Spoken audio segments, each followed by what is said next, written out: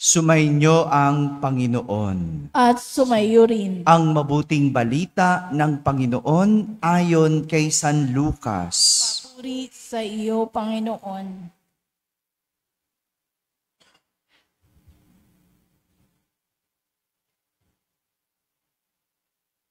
Noong panahong iyon, sinabi ni Jesus sa kaniyang mga alagad, "May isang mayaman na may isang katiwala. Isinumbong sa kanya na nilulustay nito ang kanyang ari-arian.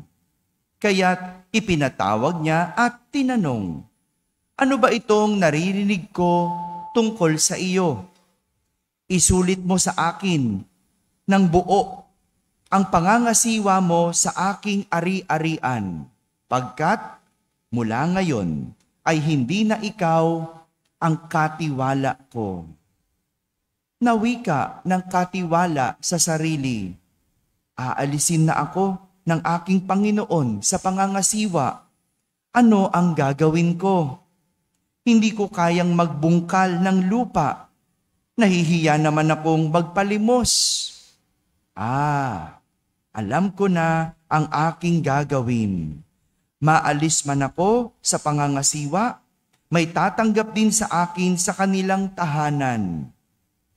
Isa-isa niya ngayong tinawag ang mga may utang sa kanyang Panginoon. Tinanong niya ang una, "Gaano ang utang mo sa aking Panginoon?" Sumagot ito, 100 tapayang langis po. Heto ang kasulatan ng iyong pagkakautang. Dali, maupo ka at gawin mong 50. Sabi ng katiwala. At tinanong naman niya ang isa, "Ikaw, gaano ang utang mo?" Sumagot ito, 100 kabang trigo po. Heto ang kasulatan ng iyong pagkakautang. Wika niya, "Isulat mo 80. Pinuri ng Panginoon ang magdarayang katiwala dahil sa katalinuhang ipinamalas nito, sapagkat ang mga makasanlibutan ay mas mahusay gumawa ng paraan kaysa mga makadiyos."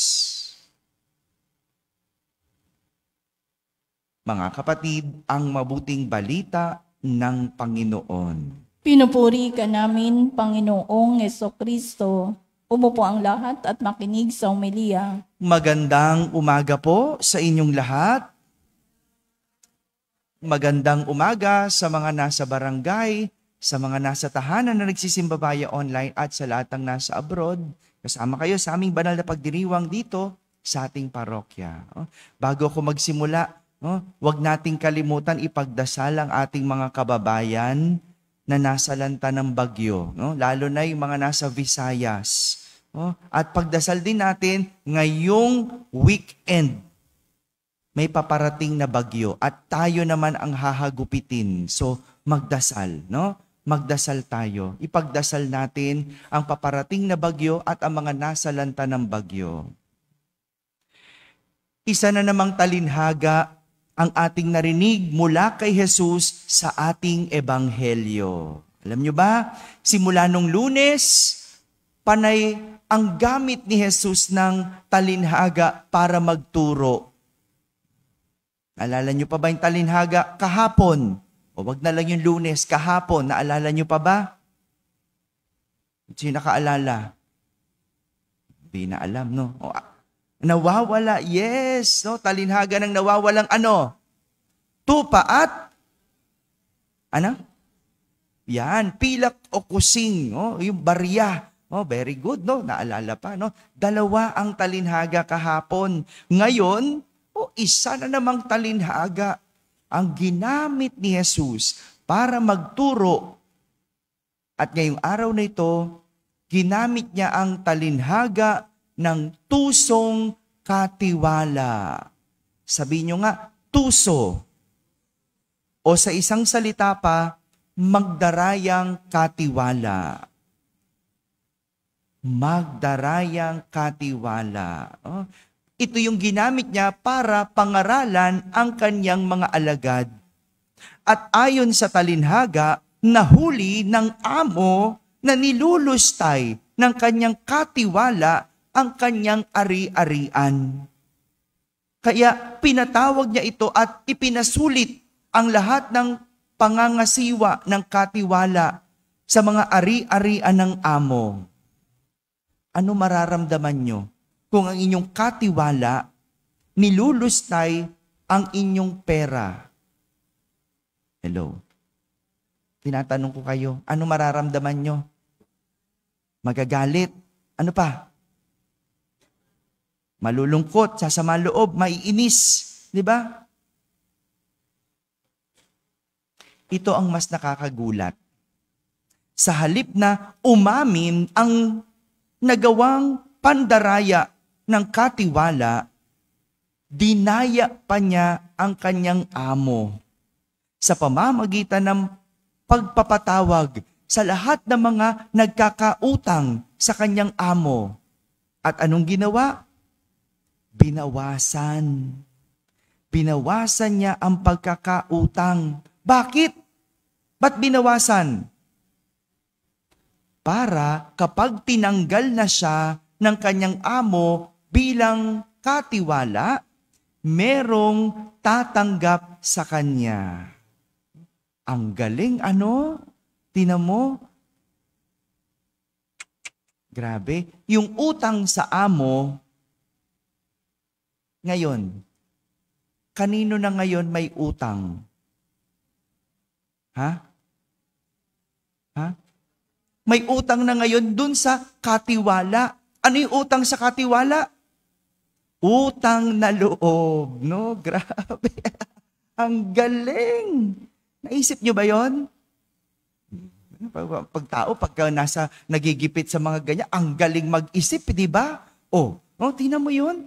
Yung utang sa amo, ngayon baliktad na. Na kanino na yung utang ng mga tao? Sa katiwala. Ang talino, no? Grabe.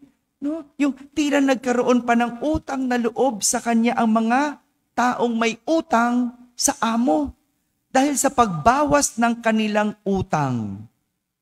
Samantala, ang katiwala, siya yung dapat na may utang na loob sa amo. Ba't siya may utang na loob sa amo? Pinagkatiwalaan ka eh. Di ba? May trabaho ka. Binigyan ka ng pagkakataon para kumita. Ikaw ang may utang na loob dapat. Pero anong ginawa? Dinaya. Ganyan kadaya yung katiwala. Sa sobrang daya, pati yung tawag sa kanya ay may daya. Anong tawag sa kanya? Katiwala. Di ba? Totoo bang katiwala siya? Hindi. Hindi siya dapat tawaging katiwala. Dahil ang katiwala galing sa salitang tiwala. Ibig sabihin, maaasahan. Ibig sabihin, masasandalan. Diba? Ang daya. Dahil hindi bagay sa kanya ang tawag na katiwala. Dahil sa kanyang ginagawang masama. Ano yon? Pandaraya. Pero sa huli, ano tawag sa kanya? Katiwala. Sa panahon ngayon, ang daming mandaraya. Diba? Tingnan mo nga yung katabi mo. Sabi ko, tingnan mo lang. Hindi ko sabing, tingnan mo lang. Yan, no? Ang daming mandaraya sa panahon ngayon. No? Nag-evolve na nga ang pandaraya. Diba? Ang dami. Mula sa tahanan, may pandaraya. Eskwelahan, sa lipunan, pamahalaan, at hanggang sa simbahan, may mga mandaraya. Sa tahanan, di ba? Nagkakadayaan kung sino ang maghuhugas ng pinggan. May ganyan ba sa inyo? Yung nagtuturuan, naghugas na ako kanina. Ang daya mo, ang dami mong hinugasan. Ang dami kong hinugasan, ikaw kaunti lang, tulungan mo ko. Di ba? Nagkakadayaan pa, di ba? No? Inutusan mo, anak, bili mo akong suka. Magkano suka? Di ko alam magkano. 20, no? Pag uwi mo, wala na yung sukling 50 pesos mo. Di ba? Andaya. Sa eskwelahan, maraming mandaraya dyan. No? Yung mandadaya para pumasa, madaya, gusto pumasa pero ayaw mag-aral. Anong gagawin? Mangungopya, mangungodigo. Di ba? Sa lipunan, may mga mandaraya. Sino yon? Yung gumagamit ng PWD na ID, na peke. Wala namang kapansanan. Hello? Mga peke kayo dyan, ha? Di ba? Sa pamahalaan, di ba? Simula sa eleksyon hanggang sa proyekto, budget, pati nga SALN, dinadaya, hindi ba? Andaya, no? Nanalo kasi nandaya. Kaya nung nakaupo, anong gagawin? Mandaraya. Anong gagawin? Yung mga project, no? Project na nga, dadayain pa. Grabe. Kaya tingnan mo, ngayon, lumalabas ang pandaraya. Bakit? Bumabagyo na. May paraan ng Diyos para hulihin kayong mga mandaraya. No? Yung akala mo, may project, ginagawa yung kalsada. May project, ginagawa yung flood control. Pero nung bumagyo, ayan, ampaw, dinaya. Grabe. At maging sa simbahan, may mga mandaraya. Sino yon? Yung nandyan lang kapag piyesta. Nandyan lang pag outing, nandyan lang pag planning. Pero kapag ordinaryong araw ng paglilingkod, hindi mo makita. No? Pag hindi mo sinama sa outing, masama pa loob. Wow! Di ba? Ang daya mo. Itong dalawa na to, lagi nandito, nagsiserve. Tapos, pagkadating ng outing, hindi kasama. Diba? Yung mga sakristan, nasa na yung mga yon? Tingnan mo. Yung mga nakakatandang sakristan, sila yung sasama sa Nueva Ecija. Diba? Yung mga bata iiwan. Pero yung mga naglilingkod talaga, ang daming klase ng pandaraya. Itong dahilan, kaya sinabi ni Jesus, ang mga makasanlibutan ay mas mahusay gumawa ng paraan kaysa mga makadiyos. Ganyan, ang mga walang pananalig sa Diyos. Sa oras ng pagsubok, gagawa ng paraan, kahit kasamaan, at nakakalimutan ang makadiyos na daan. Mga kapatid, walang mapapala ang taong madaya. Tandaan nyo yan. Walang mapapala ang taong madaya. Maaring ikaw ay makaisa. Diba? Nandaya ka, okay, hindi ka nahuli, nakaisa ka. Pero wala yan mapapala dahil walang biyaya ang napupunta sa taong masama. Amen? Amen.